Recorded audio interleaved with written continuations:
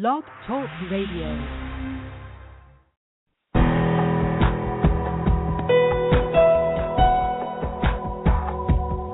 Welcome to our program on Kardec Radio. Welcome to the Messengers in Our Home.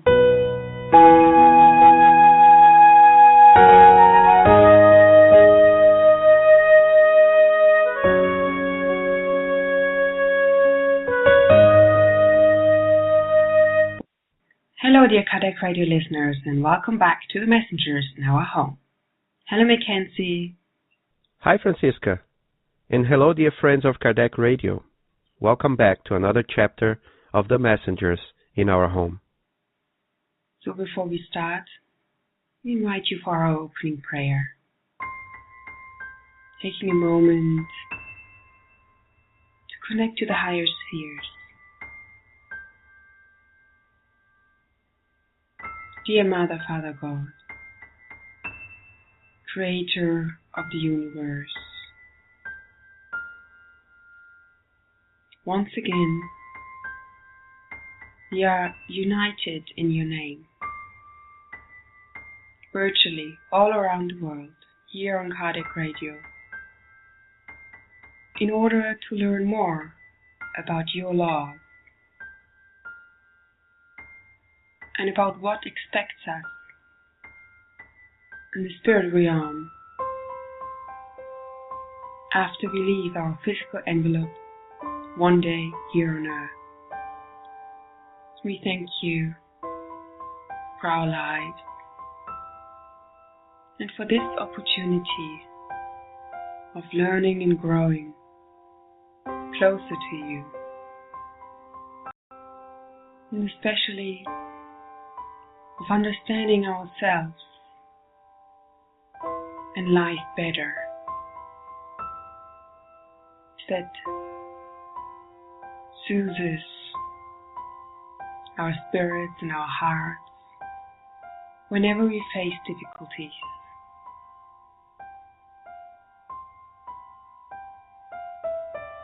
And that help us to feel deep inside that we are all part of your universal family, that we're never alone, and that there's always help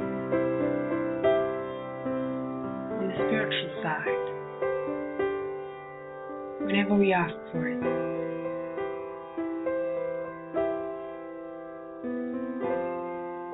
So we would like to thank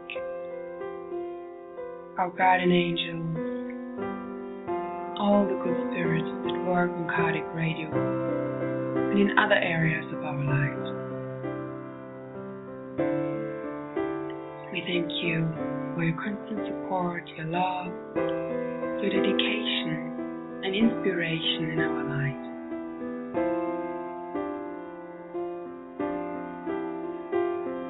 And with your permission, we now would like to start our study meeting tonight. So be it. So let's now listen to the reading of chapter 22, Those Who Sleep.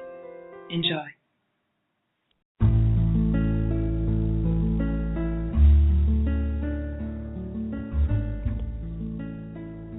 Chapter 22, Those Who Sleep. We continued along rows of sheltering groves en route to huge buildings displaying striking architectural lines. The light grew progressively dimmer. What was happening? Vicente and I looked worriedly at each other. Alfredo, Aniceto, and the others, however, were walking along unruffled. Their serenity calmed me inside, in spite of my insufferable fear. We finally reached another group of pavilions that extended over an area of more than 1.5 miles by my calculations. Once we were amongst them, however, the darkness became even worse. I was vaguely able to make out what they looked like, and, from what I could tell, They were spacious infirmaries with solid roofs, but partially open at the top of their high walls, allowing for the free flow of air. Dozens of devoted and active workers followed us in complete silence. Alfredo was the only one to speak. I noticed that he was extremely discreet about what he said. Everything gave me the impression of having entered a dark cemetery where visitors were obliged to hold the utmost respect for the departed. Oddly enough, I noticed that one of the workers had given a small device to Alfredo. He showed it to us, explaining, "This is a luminous signaling device. These words shelter brothers and sisters who are still asleep. At the moment, there are around 2,000 of them here." The numerous co-workers were moving in orderly fashion toward their assigned service areas.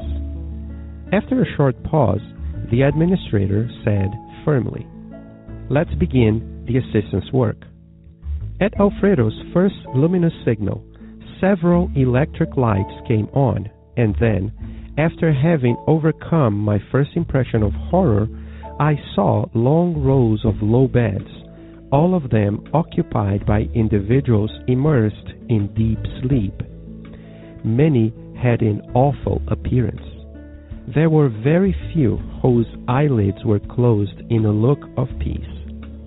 The extreme terror and dolorous desperation of death were stamped on the glazed eyes of nearly all of them.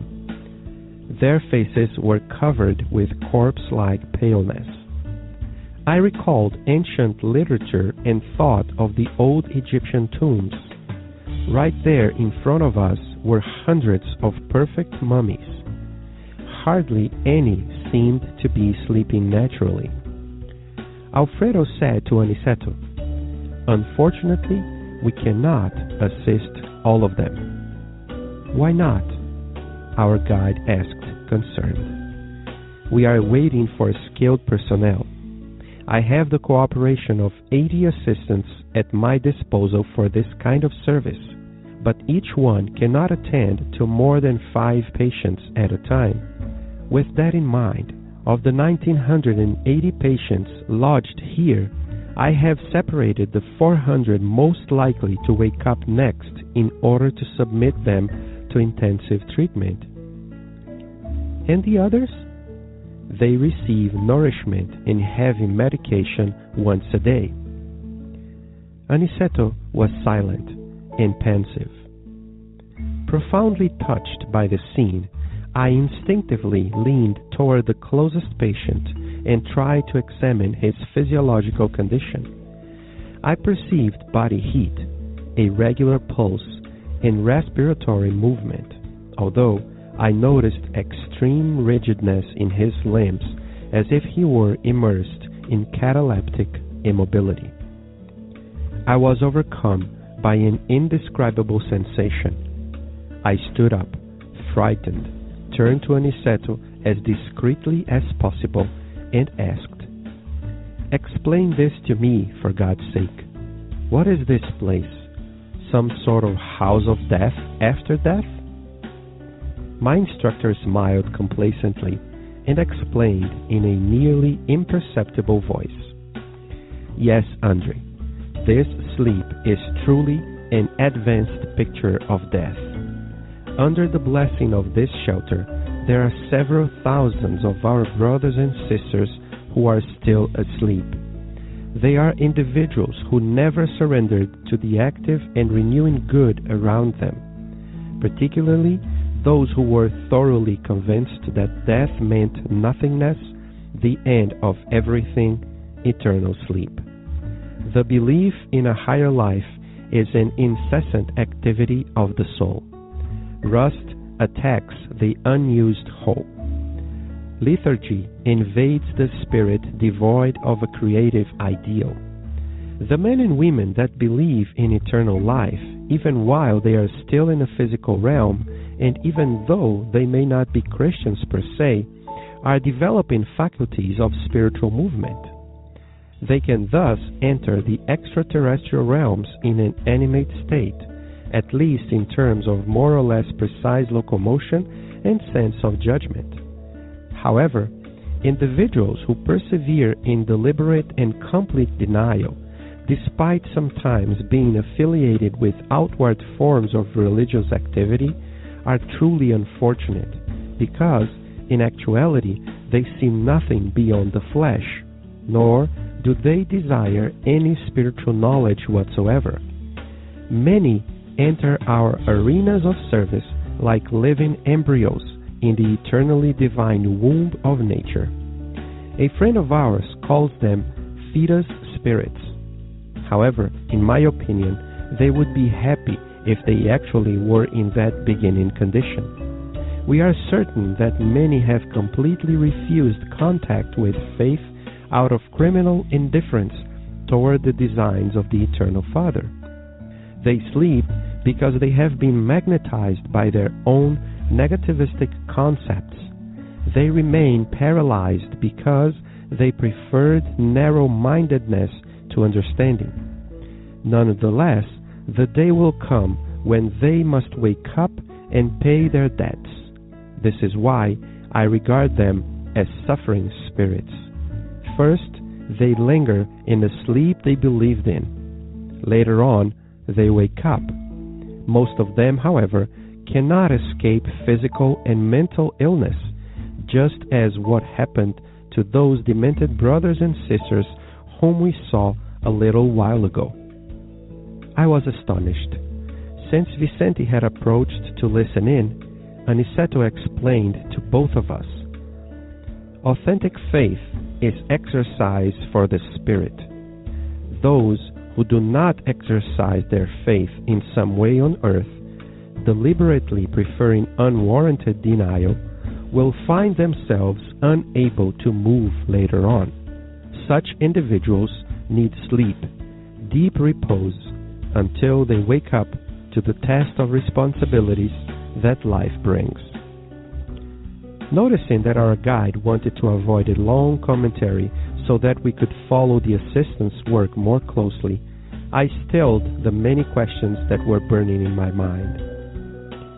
With the exception of a small group of women who stayed with Ismalia, all the other workers remained in a state of watchfulness at the feet of the mummified groups. Artificial light illuminated the endless rows of beds, but I noticed that none of the patients were reacting to the intense brightness. They remained rigid, corpse-like, prostrate. I noticed that Alfredo had begun to work the signaling device in order to send out service orders. Each signal implied a different operation. I saw that the station workers were in a state of deep silence as they distributed small portions of liquid food and oral medication. Then they gave small amounts of energized water to the unfortunate patients, except for several who seemed ready to receive only broth and medicine. 2/3 of the 400 patients under treatment received magnetic passes. A few others received healing breath applications. All the work activity was transmitted via luminous signals coming from the hands of the administrator, who seemed interested in preserving the utmost silence. Impressed with what I saw, I asked our guide in a low voice why some of the patients had not benefited from the water and the help of new energies received through passes and the life-giving breath. Aniceto leaned close to my ear with the tenderness of a father calming his anxious little child and said, "Everyone in life, my dear Andre, needs what is specific to them. Here, we understand this law of nature to the fullest."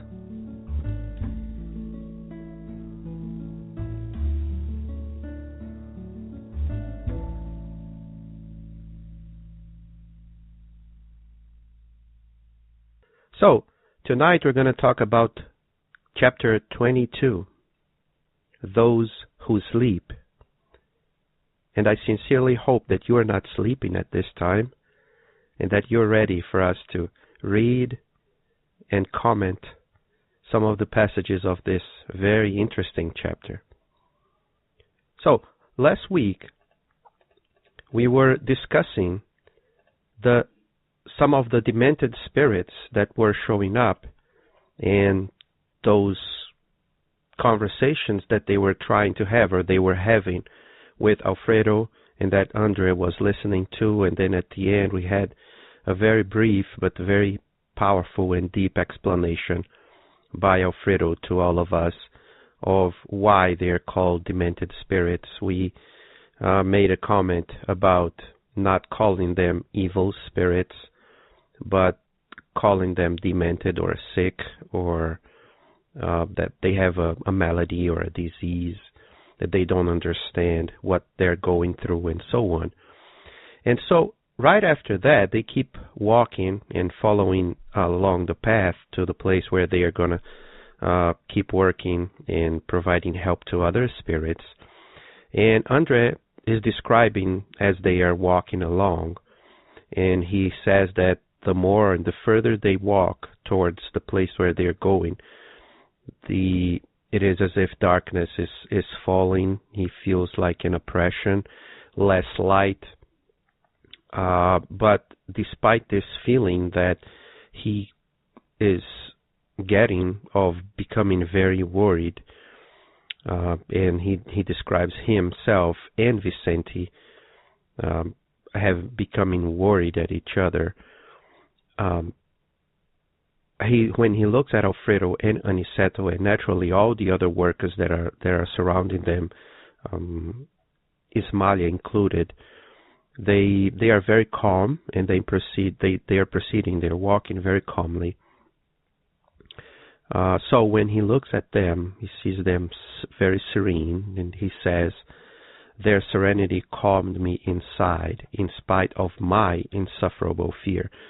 And so he is almost being taken by this fear of that place. However, when he looks around and he feels that those who are guiding them, who are surrounding them, are, serene, as I just said, they are fearless, at least of that situation, he becomes calmer, which is very interesting for all of us.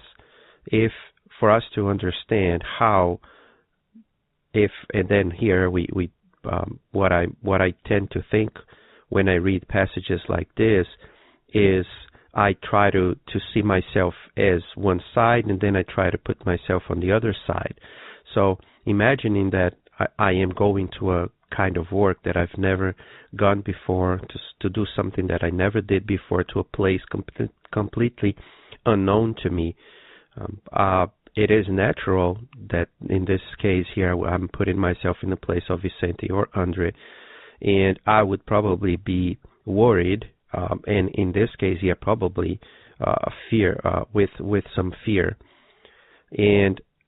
But if we're not going alone, which is always the best thing to do, we look at the other that will accompany us as a person who at least knows a little bit more than ourselves, than me in this case, and then I would probably look at the person and say, okay, I am with him, I am with her, let me be calmer, because I see the look in his face or in her face as being a calmer person. However, if I'm on the other side, right, if I'm a person who has more experience going through a certain place, I have to be the one who is serene, so that I can transmit that sense of courage, right, that sense of peace to the person, to the newbie, to the person who is just coming. So it is very interesting for us to reassure those who are learning together with us that, maybe just they didn't say anything here at this moment, at least Andre doesn't describe to us that Alfredo or Aniceto or any other worker is telling them anything. Andre and Vicente are just noticing their behavior. So either if I'm on let's say if I am on the place of Aniceto here, for example, and I need to be shown through my through the way I walk, from the way that I speak, from the way that I look, to show that assurance to the other person who is surrounding me. So let's say I'm a teacher, let's say I am an instructor of some kind, then naturally those who are starting, they need to rely upon something or rely upon somebody so that they can move from that place of being fearful to a place of being more serene, so that the work, the duty that they are about to perform may be done without any special, let's say, jump, because I'm afraid, or because I'm really I don't know what I'm going to do exactly and specifically. So it's our duties, right, to calm the other person. It's really bad when we are going to a new work and then the boss or the supervisor or the person who is in charge of that job or that is I don't know, maybe way too stubborn in the first place or screams at us. It's so maybe, we have encountered this and we are not judging the other. So, but I need to put myself in the place of the other and see what would I do if I were on that place. How should I act? And this is a very good example here on how should we act once we are getting new people into below our umbrella of responsibilities, to be serene, to be calm, so that we can help and prepare those who are coming to us. If I'm on the other side, try to keep calm yourself, and hopefully we have a good boss or a good supervisor that we can rely on to increase our courage and our calmness for us to perform the best that we can do. So after this, they finally reach the group of pavilions, and that's when he says that darkness is even worse, is really, really bad. Andre cannot describe exactly how they look like and what they look like because of the darkness, but he says that it is as if they were very, very large and spacious infirmaries with solid roofs, but partially opened on the top to allow the free flow of air, which is interesting, so that we can have the air circulating at that specific location. Naturally, here on Earth, it's not with natural air.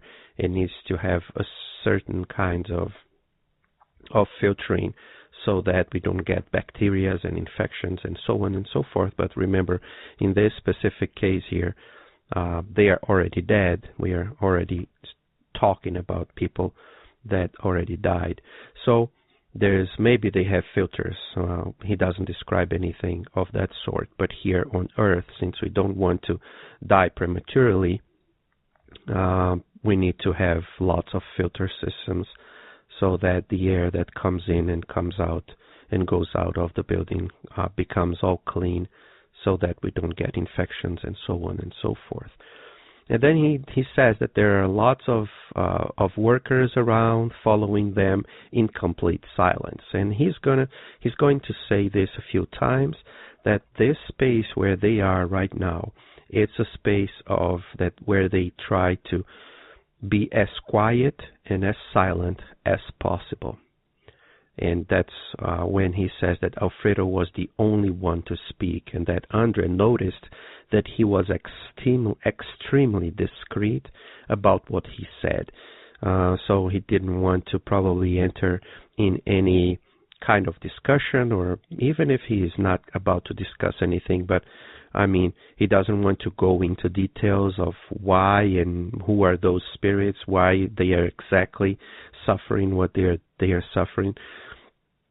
It's a place, and it's an environment that the thoughts need to be very focused on what they're doing at that specific time. So Andres says, well, it's very dark, and he feels as if he's entering a cemetery, a dark cemetery, where visitors were obliged to hold the utmost respect for the departed. So, everybody that from time to time go to a cemetery, they all know that deep silence that's in there, as if people are always praying for those who already departed and so on. So that was the feeling that André was getting at that moment, which is very interesting because that's what André will say again close to the end of the chapter, right? Where apparently what he is looking at, it is as if this is a house of the dead for the dead, right? Which is in and of itself a very interesting way of thinking about this, right? We already departed here in this chapter. These spirits are already dead, but they are dead, and then when they arrive on the spiritual realm, they stay dead, quote unquote, here, right? As if they are on a grave and completely stuck, completely paralyzed by for whatever reason, and we don't know the stories of any of these specific spirits here. However, this chapter is very interesting because it is as if André wanted us to know prior to coming to this chapter what if one of those spirits, and not if, but when some of these spirits that we're going to see in this chapter, when they wake up, right, they will look like or sound like those three spirits that we already met on chapter 21 that we read and discussed a little bit last week. So it is as if they wake up, and they are, when we wake up in the morning, and sometimes we don't know if we just awoke and if we are still sleeping. It's a mixture of a dream and of real life. Somebody talks to us and we don't know if it's on the sleep or if it's for real. So, but this state here, it is a much more complex state, right? It's not just those few seconds or few minutes of waking up here on earth, but it's a state of waking up after a deep and very, very, very long sleep, in this case here. So André continues, and he says that Alfredo received a small device, and he says that this is a luminous signaling device, so that he can communicate and give messages and send orders, specific orders, to some of these spirits workers for them to do certain tasks. At that time, I can imagine maybe there was a pager or not, so it's more or less like a pager where you can send a signal through light, and the other spirit already knows what that signal actually is. So it's a technology that, of course, these days it's completely forgotten. Is well, at least maybe it can be used, but inside other equipments. But these days we have all these tablets, all these computers, all these signaling devices. They're completely different. Pagers are still used, but not as frequent as they were. These cell phones these days, and so on. So remember, this is a book from the 1940s, right? It's a completely different way of looking at things, and we have to remember that once a spirit is dictating something to the medium, sometimes they can give an idea of what it is, but then you don't transmit it exactly as it is because you have no way of comparing to what we have. So they can describe in a certain way, and once we look at it with different eyes, we can see, oh, that's what he was talking about. And then we may see that it was something that had a different way of operating than what we're just reading here. Well, this is just a brief commentary. We're not going into these details. As you already know, I don't like to delve into these specifics. I prefer the idea of taking all the lessons that we can to our daily lives instead of just going into those technological or temporary details here. And then for the first time, Alfredo tells us how many spirits are there. And then he says that at that moment, there are around 2,000 of them at that ward, of those brothers and sisters who are still sleeping, who are still asleep. And then all the workers went specifically and straight to the areas where they usually go, and then they start the assistance work. Alfredo gives a sign, some lights come on, and then after becoming horrified, Andre says that he sees, quote, long rows of beds, all of them occupied by individuals immersed in deep sleep. Many had an awful appearance. There were very few whose eyelids were closed in a look of peace. The extreme terror and dolorous desperation of death were stamped on the glazed eyes of nearly all of them. Their faces were covered with corpse-like paleness. That's his description once the lights were turned on, and I can imagine that it was not full light on, right? They are sleeping. Once you don't want to shock those who are sleeping, so you turn lights on to a minimum that you can have security and be safe to perform the tasks that you need to perform. So Andre, after being terrified by what he sees, he describes it, and it is as if he is seeing the bodies of dead people. Right? He says corpse-like paleness, as if they are devoid of all blood, and they are all pale, as if, naturally, as we said, dead. Some of them have their eyes closed, but not all of them. And actually, it's the other way around. Most of them have their eyes opened, but then it is as if their eyes are covered with a translucent glass, and they look terrorized, as if something happened to them and they don't know what happened. And Andre compares this in the next paragraph to mummies, as if they are completely mummified, remembering the old Egyptian tombs. So it is very interesting, this description, because of the stillness that it conveys, but mostly because of the state where these people are, as if they were put in their tombs, and they are in their graves, and as if they are still there, right? Dead on the graves. And that's what the chapter is about. This deep sleep, it is that idea that some of us spirits, not some of us who are listening to this, I hope so, but some of us humans, when we die, we tend to believe that we die, that there's nothing else. We're going to hear about it. We already read the chapter. We already heard the reading of the chapter, and we all read the book. So we know what's happening. And what's happening is that they are dead, and in their minds they are still dead. Because when I say they are dead, when I just said they are dead, I hope that everybody understands what I'm talking about. I'm talking about being dead from this physical plane and being alive in the spiritual plane.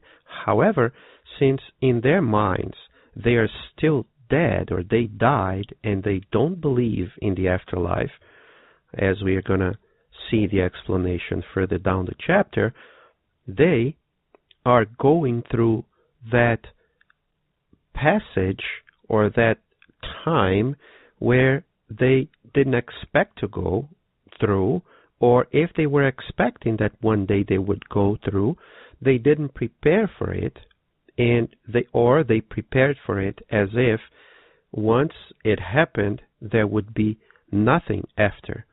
So some of them go through that specific experience, experiencing the extreme terror and dolorous desperation of death, which is what some of us humans go through once we face, as we usually say, face death.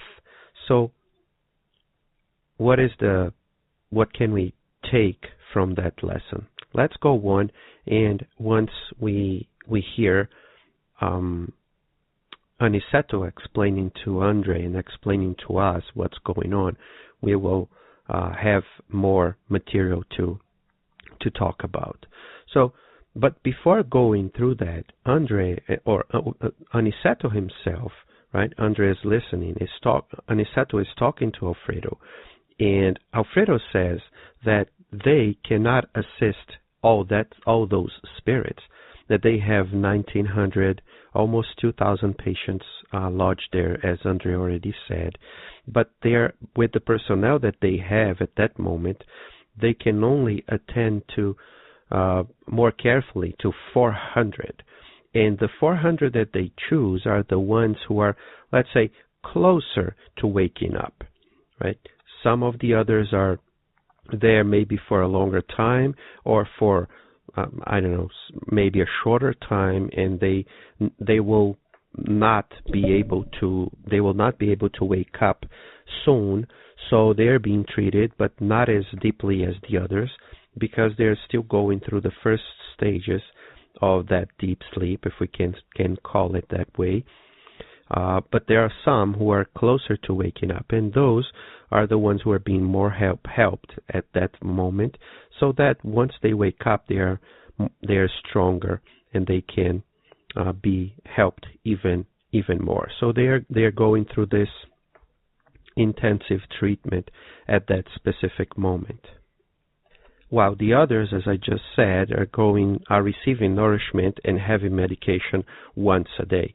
The others, we will see that they receive some receive passes, some receive water, some receive some nourishment, some receive some healing breath techniques for specific problems that they are having. So we will see this soon enough. But at this moment, Andre starts to look at the patients.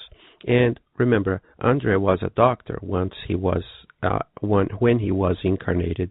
So his instincts of a doctor allow him or invite him to go and take a look at those patients.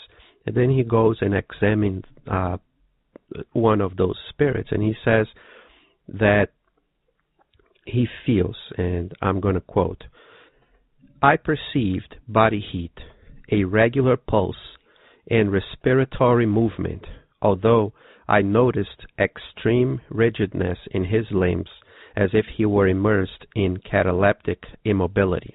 End quote. So it is a description of a person who went not into death, right? And here is something very interesting, because once I said that a person, the spirit was dead, and naturally he was, the spirit, he or she was not dead, they were in the stillness state. And the cataleptic state, cataleptic immobility, even while incarnated, right, there's this disease that can make the body look like as if the person has died, because basically all the movements in the body are stopped, and the body can start to enter in a state of decomposition, showing that the person has died. However, the person didn't die. Maybe it was more common a long time ago, because medicine was not as advanced as it is today in terms of recognizing diseases and problems.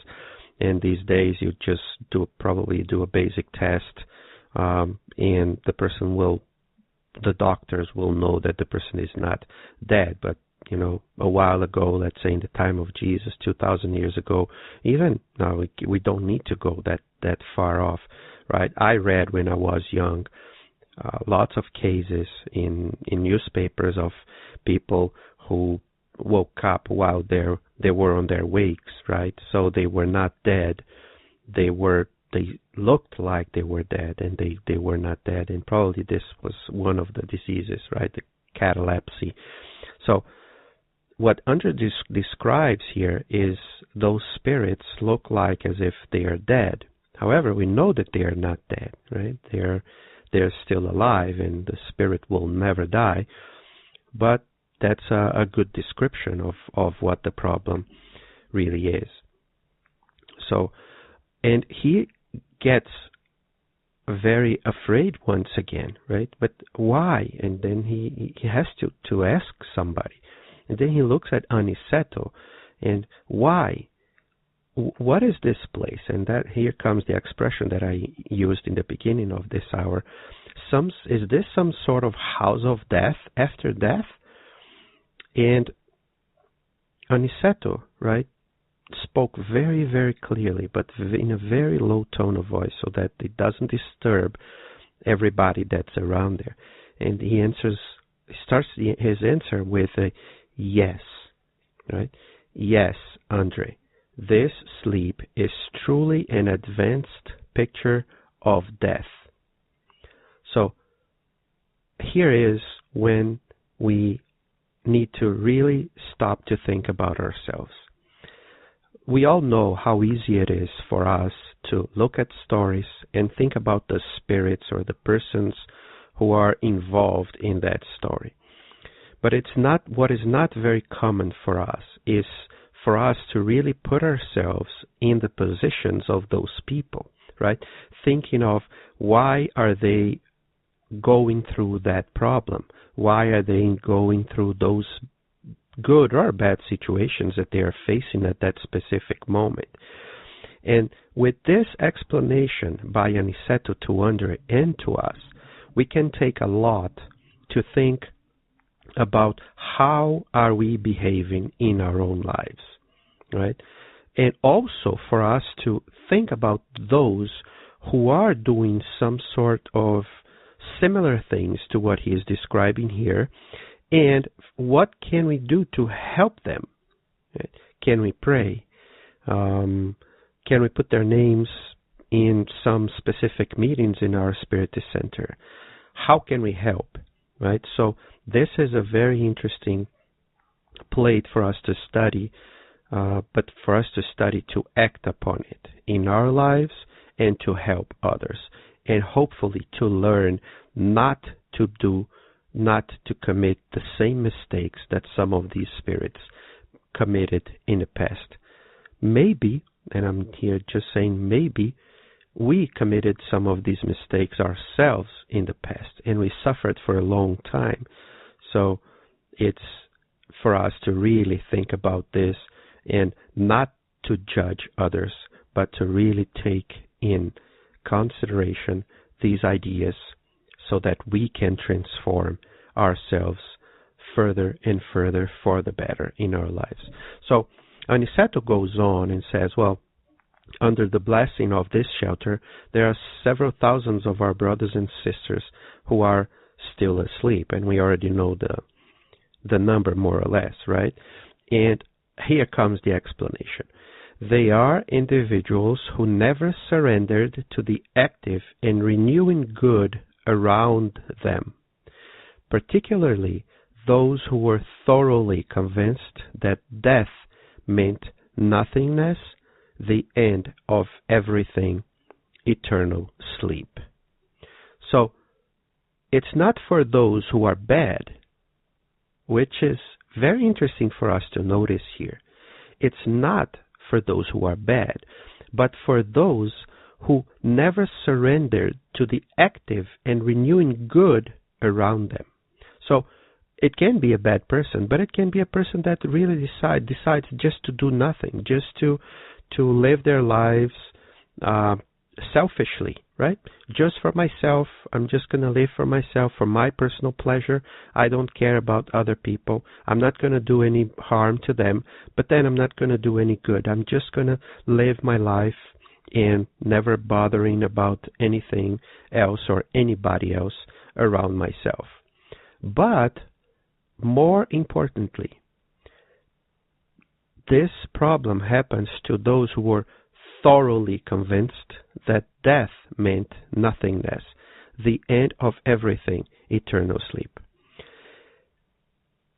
Aniceto, before the end of this paragraph, he will say something that apparently contradicts what he just said here. But I'll come back to this once we get to that point. Because before that, he says, and this is a very interesting quote from his saying here, from his speech at this moment here. The belief in a higher life is an incessant activity of the soul. So, us humans, we are different than what animals are. We are spirits. We already went through a different process of creation, and we became spirits. Once we were created ignorant and simple. And since we know that we will not die, deep inside we know that we will not die, that we are more than matter than what we are, the incessant activity of the soul is to reach for higher life.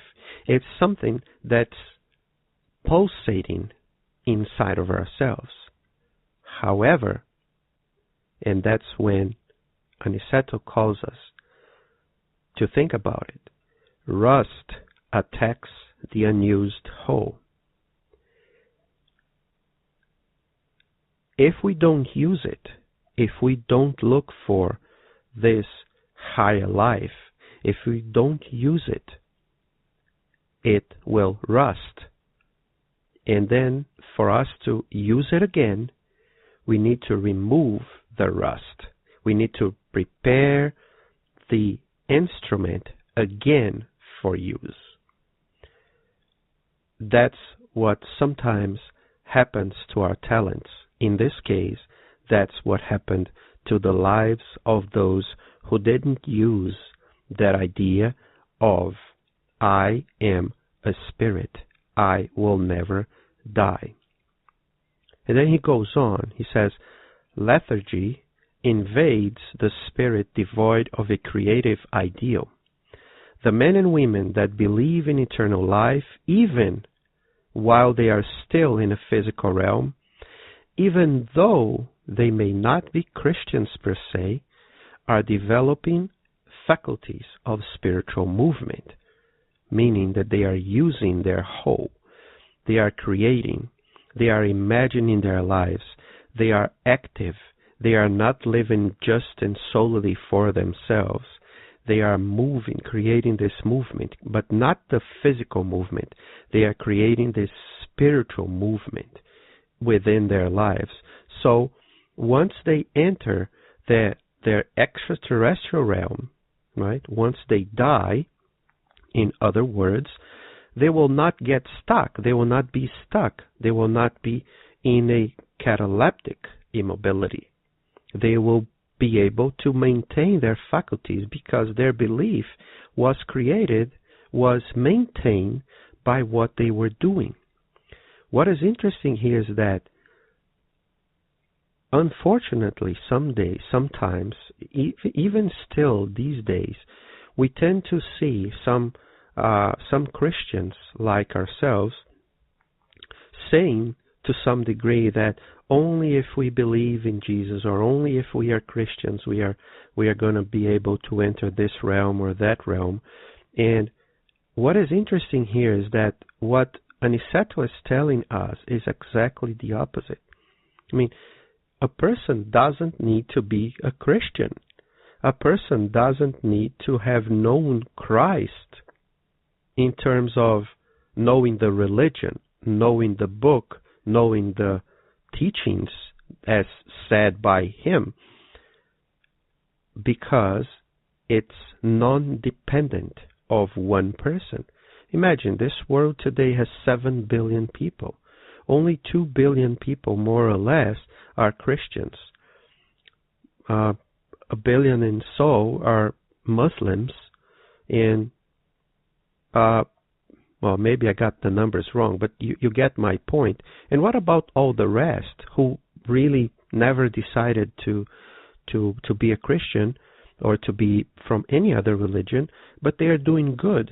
They are doing what they are saying here. They believe in another life. They look at the others and they just do it for the sake of doing, for loving one another, even though they may have never heard the words that Jesus taught us. So it's not about being a Christian, but it's about thinking of the Creator, of thinking about God above everything. Or even if you don't believe in God, right? But you really and strongly, or you don't say that you believe, but you strongly believe that you will help other people. And then you keep helping other people. And you're not afraid of helping other people. And you just go there and do it. Then it's a completely different situation, right? And you don't have to be Christians. And what is interesting here is that he uses the expression Christians per se. And when he uses this expression per se, what he means is you can be a Christian without knowing the teachings of Christ. How? By doing exactly what Jesus did, or said and did as well, right? Loving your neighbor as you love yourself, and love God above everything else. It doesn't need to be because you heard Christ say it, right? If you do it, then you are doing it, right? If you feel it, which is even further, you will feel it, and you feel the love, and you give that love because you're receiving that love from, and maybe you'll say, I don't know where I'm receiving this, but I am receiving, and I'm grateful because I am receiving, and I'm giving it to another person. Isn't it being a Christian, at least to what I understand what to be a Christian is, if not all, but a big part of what to be a Christian is, right? Without not even, sometimes maybe not even knowing Christianity, not even knowing the words itself. So this is very interesting to think about. However, Anseto goes on, right? And I'm going to quote here. However, individuals who persevere in deliberate and complete denial, despite sometimes being affiliated with outward forms of religious activity, are truly unfortunate, because in actuality they see nothing beyond the flesh, nor do they desire any spiritual knowledge whatsoever. So here comes that time that I said that maybe he would contradict what he said in the beginning, right? Because he said that the belief in a higher life is an incessant activity of the soul. But now he says that sometimes people that, despite being affiliated with outward forms of religious activity, once we read it carefully, we know that it's not paradoxical, because he uses the words very properly here.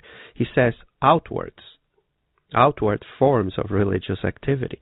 So he's saying that I may be a spiritist, but I'm a spiritist because, let's say, my father is a spiritist, and then just because I want to impress my father, or I want to obey what he says, I will go to a spiritist center. But this is becoming just, in the beginning sometimes, it's just because I want to impress, or I want to gain something out of it, And then it's an outward form of religious activity. I may even go visit, people who are in need in hospitals, in prisons, in asylums. However, what is my true intention, right?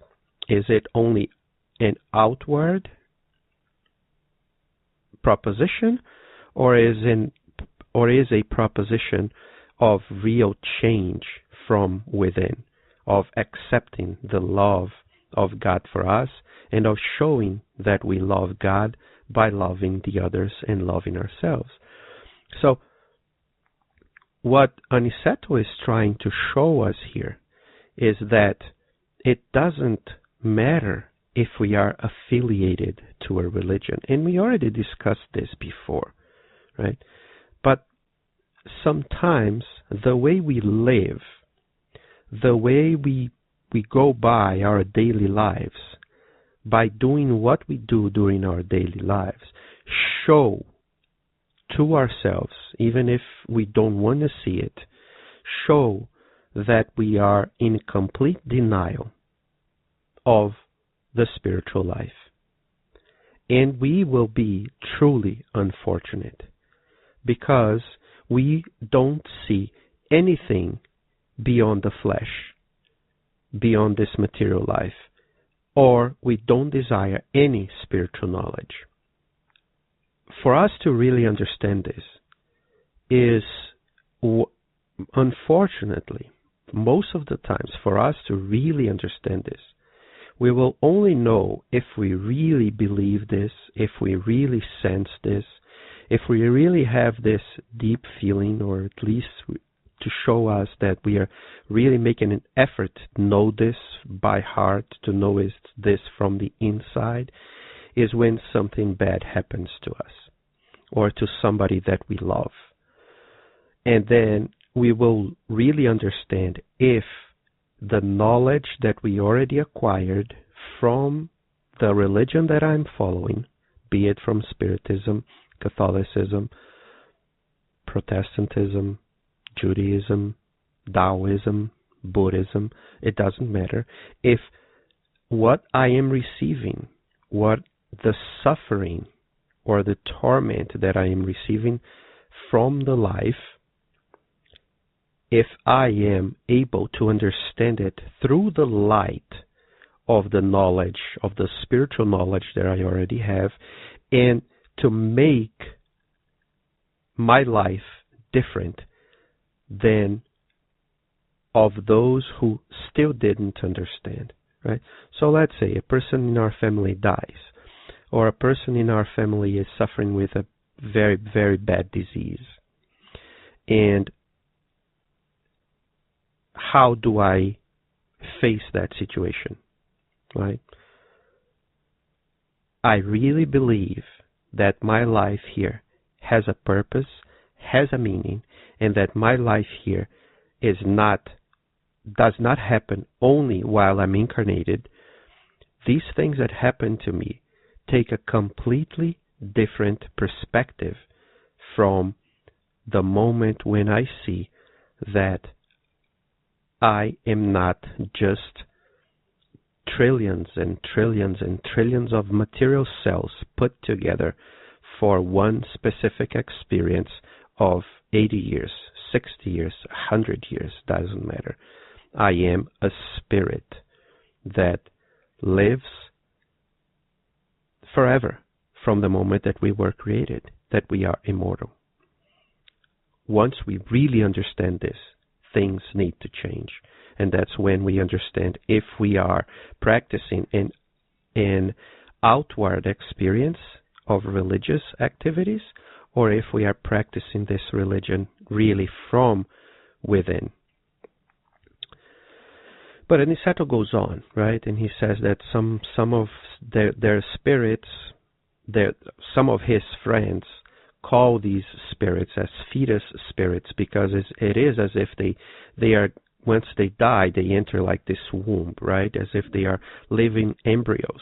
However, he says that he prefers to think of these spirits as being like we talked about last week, as being suffering spirits, not bad spirits and not a fetus spirit, but as a suffering spirit who doesn't know what they're going through, who still don't understand why they're going through that.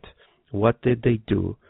And once they wake up, they will be very tormented. They will spend some time trying to recover, will not be able to escape immediately from physical and mental illnesses, just like we saw on the previous chapter. Right? Those three spirits that we met last time, those spirits had awakened from this state. We don't know for how long they have been awakened, but they went through this experience here of, after dying, really believed that they were dead, and they spent a time sleeping. And once they were able to wake up, they went through those states of being tormented or being, to some degree, demented spirits, right? So it is interesting for us to really stop and think on how am I living my mental life, my spiritual life, my psychological life, because these types of ideas that I have, these types of behavior that I have during my lifetime when incarnated here, is what I am becoming. Because even spiritists as we are, sometimes, unfortunately, due to our behavior, I'm not talking here about to what I say or to when a person asks me to explain something, and then I will explain something, but due to the way I behave, right? Because some people say, oh, do what I say, but don't do as I do. Why? Because most of the times we think about something, but we are not able to do that something. So that's why I'm not talking here just about what I say, just about what I speak to a person, or just about what I teach to somebody else, but to how I behave during my life. Because how I am behaving, acting upon my personal life, is what I am becoming. And once I die, I don't change just because I died. I will continue to be Mackenzie. And you guys there will continue to be what you are, remembering sometimes what you were in the past, but what you were in the past life, in this life, becomes part of what and who you are. And our beliefs and our actions in our beliefs will determine what will happen to us further down on the road. In this case here, unfortunately, because they preferred narrow-mindedness to understanding, as Aniceto says, they remain paralyzed. By what? By God? By the spirits who came and paralyzed them? No, because of their own actions. They preferred narrow-mindedness instead of understanding. So if you don't want to understand and you prefer narrow-mindedness, your mind is closed. So since your mind is closed, you get stuck. And once you die, you don't believe you go on, you are stuck, then you keep yourself dead. And that's what they are at this stage, dead, quote unquote here, right? They are sleeping because they are not dead. However, it's their mind, right, magnetizing their bodies to come to this almost complete stop because of their negativistic concepts, as Aniceto tells us. What is important, though, is that this is not a forever thing. This will come to an end, and that's why Alfredo and all those friends are there to help them. Unfortunately, they cannot help everybody at at all times. So they have to go through a process of helping some, and then some others will take more time, and so on and so forth. But the question to ourselves is, how are we living what we preach? How are we living what we are learning from the Spiritist Center, from the religion that I go through? Right? So Aniceto finishes this first part. Vicente approaches them, and Aniceto goes further and explains now to both of them and to all of us, right?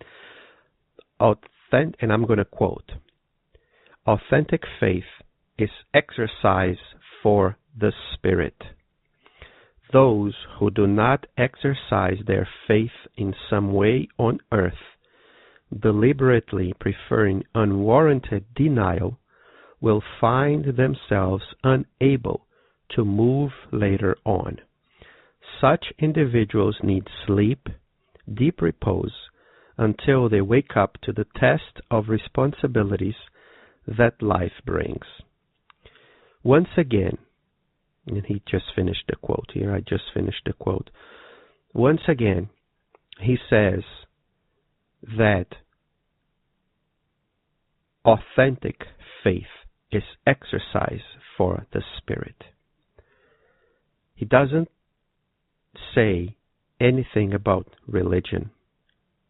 He talks about authentic faith, which is, as we just said, looking at each other, looking at the world, seeing that we all need each other, that we all need help from everybody, and acting up on this, understanding that we are more than just these cells, and acting on this in our daily lives. Not necessarily going to a church, not necessarily going to the Spiritist Center, although it helps, although it is important, at least to what I believe, because it binds us together, it makes us stronger as a community once we are connected to other people in a group. But it is not completely necessary at all times in our lives. Imagine you're going through to a trip, and you're going to need to spend, because of your, let's say, your work, to stay alone for a while. You don't go to the church, you don't go to the Spiritist Center. How are you exercising your faith at that moment if you're not inside the church? So it's not the church, it's how you feel from the inside, is what you do with that faith, is what you do with that knowledge, with that spiritual knowledge. And if we don't do that, why are we studying? Why do we have that faith, right? So if we don't exercise it, it will get stuck. It will get rusted, as he said. And we will not be able to move later on, at least not as easily as we moved once we had that faith moving, the authentic faith making us walk, making us move, right? Being positive at all times in our lives. Andre naturally wants to know more, but he knows and he notices that they are already talking too much probably, so he silences lots of questions. If you have some questions, please, by all means, send us your questions. You have just go to KardecRadio.com. There you have the contacts page. Then you can send emails, and you can send it to any of the programs. Our program is naturally, as you know of, Messengers in Our Home. Just put there in the subject line, or put our names, Mackenzie or Francisca, and the question or the comments will get to us at one point. So please feel free to ask us, to comment, to give suggestions, and so on. But for us to finish this chapter with what Andre just said, with lots of questions burning in his mind, but he didn't want to bother anybody else, they kept working, right? Somalia was there, a lot of other workers doing what they needed to do, and They some received healing breath applications, some received broth, soup, medicine, waters, not regular, just regular water, but magnetized, energized water, and medication, some liquid food. So they were doing what they needed to do, right? Alfredo was using that signaling device to send orders to everybody. But Andre had, let's say, a final question, and he says, and I'm going to quote what he says here, "Impressed with what I saw, I asked our guide in a low voice why some of the patients had not benefited from the water and the help of new energies received through passes and the life-giving breath." So what Andre is asking here is why some of them received some of these things and some of them they did not receive some of these things. And naturally, this is a question in all of us, right?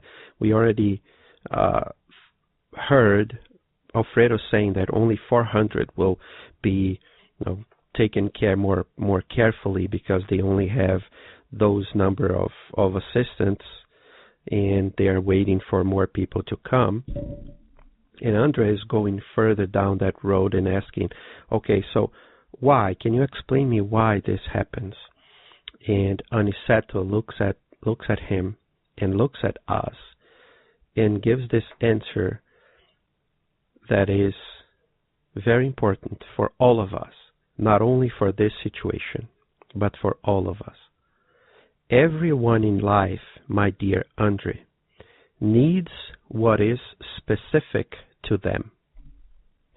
Here, we understand this law of nature to the fullest.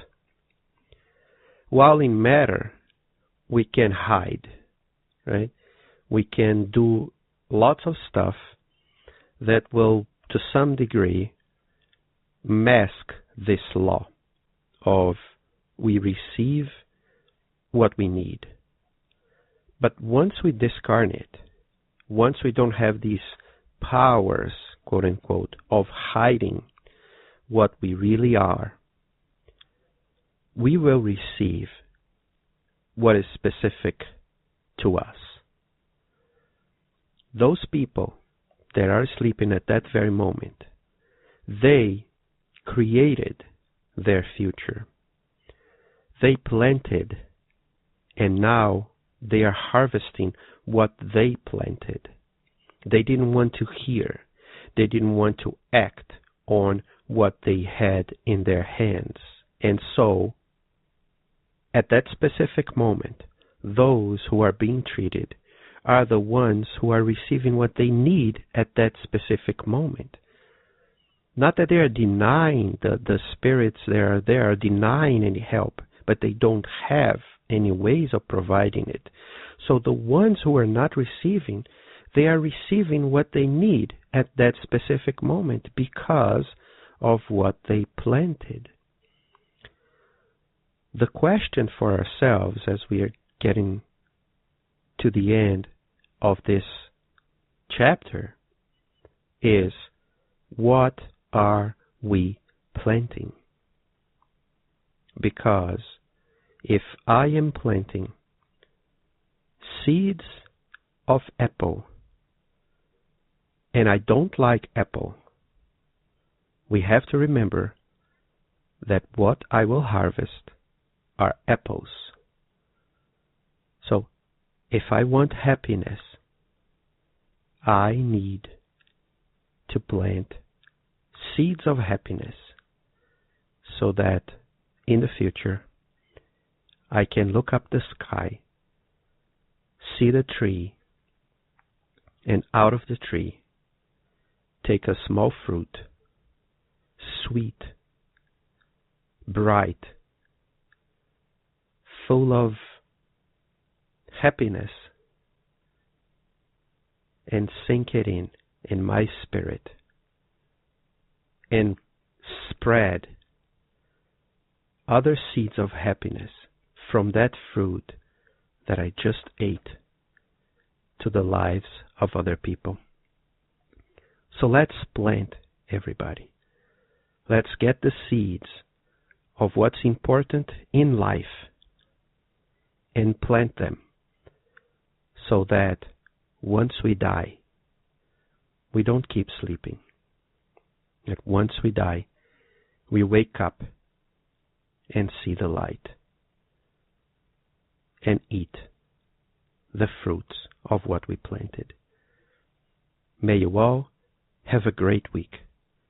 See you next time.